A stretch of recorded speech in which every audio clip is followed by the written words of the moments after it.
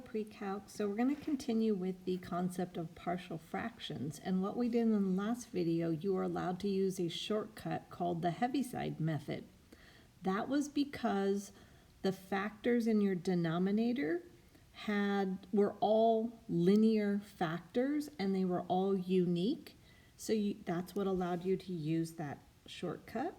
What we have on this page are either factors that are not linear, that you cannot keep breaking down, or you have factors that are repeats, like x plus 1 squared.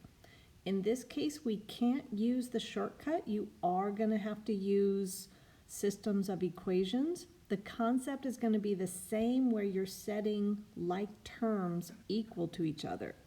So let's start off with this first one. So we have two terms. Notice that one of them is a quadratic. So what it's going to get in the top is a linear factor. Ax plus b is going to go above x squared plus 1. All right, that's going to start us off. Our second factor is going to now be c over x plus 4, because that's just, so you're always 1 degree less up on top. We still want to do the same concept where we need to have a common denominator everywhere. So this will become x plus 4 over x plus 4. On this side, x plus 1, put parentheses around that, over x plus 1. Now that all our denominators are alike, we're done with the denominator. We've made our denominators equal. So we just have to focus on the numerator.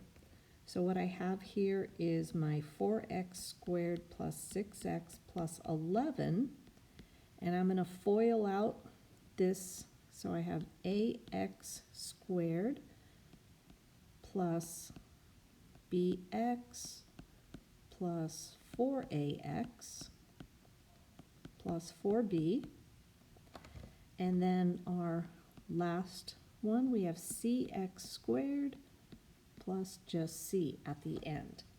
Now the way this is going to work is anything that is squared is going to be set, anything that has an x squared in it is going to be set equal. So the coefficients have to be the same. So we know that 4 is going to have to equal a plus c. So I'm going to leave a room for b and put c sort of over here. So those are my squared terms. Those are my x squared terms. Now we want to take any term that just has a singular x on it and set those equal to each other. So we know the coefficients. So we know that 6 has to equal, let me see, now we have a 4a. So I'm going to put my 4a here to keep everything lined up neatly. And my b here, and I don't have any c term with just an x. And now lastly is my constant, 11. So anything that doesn't have an x on it has to in the end be equal to that constant. So this would be 4b, and we have plus c. All right, so that's the main idea. You want to get your denominators all the same so that then you're done with them. You're only trying to now make the numerators equal. And so once you have FOILed and factored and distributed, you set coefficients equal to each other. So anything with an x squared, anything with an x, anything that's a constant. Now we basically just have a system of equations. So what I'm going to do is I'm going to call this equation A, equation B, equation C. I hope that's not confusing since I have A, B's, and C's up there. I'm going to multiply everything in equation A by a -1. And I'm going to add a plus c right here. I'll kind of keep track of what it is I'm doing. So 11 minus 4, that's going to give me 7. And, right? Yeah. So I'm like, what? And that then is going to equal a -a plus 4b, and my c's are going to go away. So I have something that is just in terms of a and b, And what I'm gonna now do is go back and let's see, we can bring in b, which is here. That was 6 equals 4a plus b. We want one of those variables to go away. So what I think I will do is multiply, since I already have a negative there, I'm going to multiply this equation by 4. So everyone's going to get multiplied by 4. So that becomes 28 equals minus 4a plus 16b. And below it, we still have our 6 equals 4a plus b. So when I add those together, 28 plus 6 is 34, I hope. Those are going to go away. I get 17b. Luckily, that gives us a very nice b value. All right, so I know that b is going to be 2. Now, the rest is kind of just back substitution. If b is 2, I can figure this out. So that's going to be 11 minus 8, which is 3. So I know that c will be 3. And now that I know c, I can see from my 4 equals a plus c equation that a will have to equal 1. And then the big ta-da, we put it all together. So this is going to be, I'll make a little box here for our final solution. It's going to equal x plus 2 over x squared plus 1 plus 3 over x plus 4. I guess I didn't need such a big box.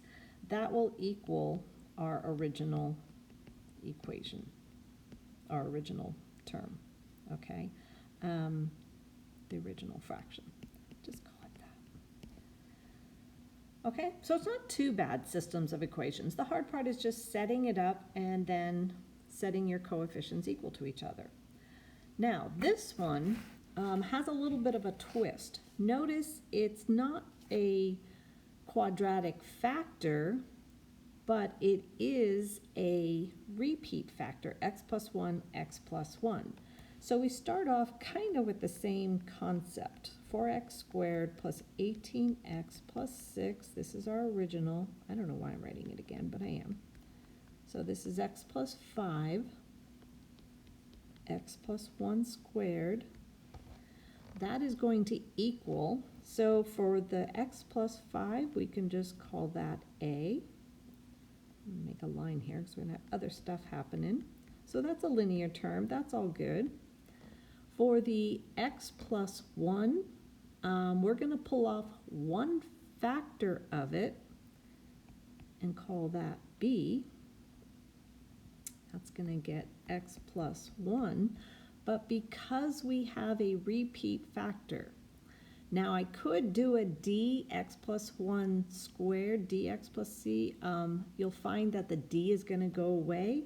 So this is, I know I'm not telling you the why behind this, but when you have that repeat factor, this is going to, you want to represent now that I have something squared. That's your repeat factor. And again, because that is squared, I could do cx plus d, but you would find that d is going to end up, or I guess it would be the c value that would end up going to 0. So you only need the constant. You're just going to have to take my word on that because we don't have the whole time to go over all of that. Now I want all my denominators still to be the same. So I have to multiply this one top and bottom by x plus 1 squared. This second one is going to need x plus 1 on top and on bottom, so that turns into a squared. And we're also going to need the x plus 5. Because again, we want all our denominators to look the same. And in my final denominator, I just need x plus 5, top and bottom.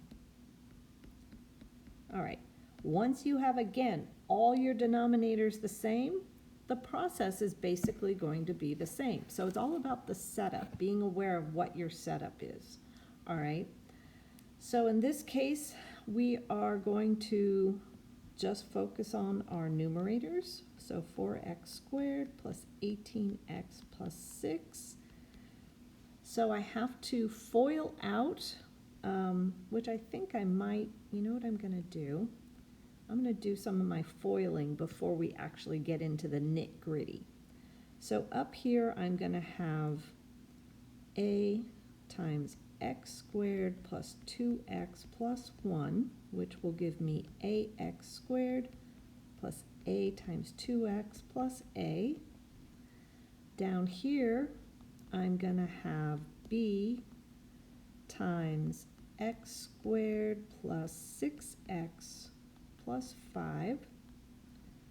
So that gives me bx squared plus b times 6x plus 5b. And then this last one is easy enough, cx plus 5c. That is all getting set equal to 4x squared plus 18x plus 6. All right, once we've done that, we now are going to take all of our squared terms again. So we have those. We know that 4 is going to equal a plus b. Then we're going to take all our singular x terms. So here's an x term, here's an x term, here's an x term. So we know that 18 has to equal 2a plus 6b plus c. And lastly, we have our constant. So we're going to set that equal to anything that doesn't have an x on it. So 6 is going to equal a plus 5b plus 5c. All right, so there's our system of equations we're going to work with. And let's see, what do we want to do first? I'm going to, I guess, get rid of my c first, is what I'm deciding to do. In order to do that, to get rid of c, I have to multiply this one. I'm going to multiply everything by a negative 5. Lovely. All right, so 18 times a negative 5 is a negative 90, equals negative 10a minus 30b minus 5c. And again, there's so many different ways you guys could do this. It's just what crazy me, came up with. Plus 5c. So then we can subtract those. That gives me a negative 84 equals minus 9a minus 25b. And my c's at least are gone. All right. So I have an equation that is just in terms of a and b. And what I can do is take another equation that is just in a and b. And I think what I'm going to do is I'm going to take my first equation. I hope you don't mind, I'm going to label this equation A, equation B, equation C. I am going to multiply equation A by 9. So A is going to get multiplied by 9. So that's going to give me 36 equals 9a plus 9b. When I add those together, that gives me a negative 48. My a's will go away. And then I have a negative 16b. Luckily, b comes out to be a nice integer. I will try very hard to make sure you always have nice integers. All right, so now that we know what b is, I can just look at my first equation and I can see that a is going to be 1, because 3 plus 1 is 4. And so all I have to do is find c, so I could plug that into my equation b. where I have 18 equals 2 times 1 plus 6 times 3 plus c. So c is going to equal a -2 because those will go to 0. Awesome.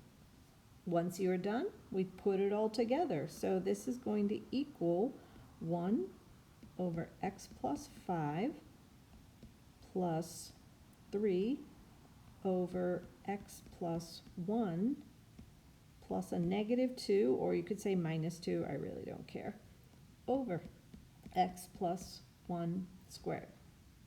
All right, and that would be your final answer.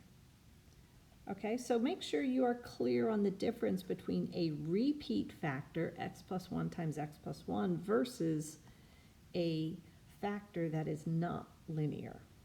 And then, because they each have a different setup, but the process of solving is the same.